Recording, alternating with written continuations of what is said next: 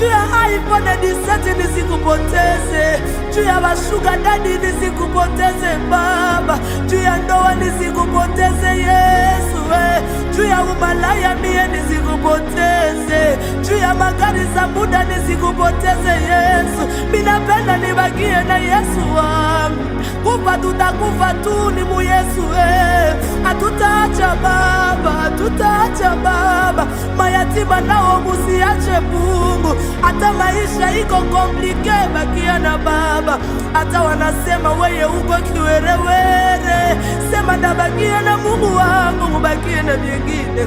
Vitu vinapitaka lakini Mungu apitake, vitu vinapitaka lakini Mungu apitake. Angalia jua haizekake, lakini iPhone 17 itakuya na 18 na 19 itakuya kama ulifanya vya mjinga. Juu ya matelefone utaenda wapi? Angalia nafsi yako itaenda wapi? Usipoteze Baba, yango pesa ngama, pesa ngama koki. Dis à Dieu de te donner la force, dis à Dieu de t'équiper, parce que dans cette génération où nous sommes, c'est là où la Bible est en train de dire rachetez les temps car les jours sont mauvais. Rachetez les temps mes amis, il est temps de chercher Dieu en vérité et en esprit, car ce sont là les vrais adorateurs que le Père est en train de chercher. Ah, Besanga makasi, Besanga makoki, Besanga mayele o, ngana salela yo. Oye bi motema ya omare, oye bi mabaso, esika na suki, wanande yo bani, maombi joda wa yangu, aimade, maombi jonguvu yangu, maombi jo force yangu,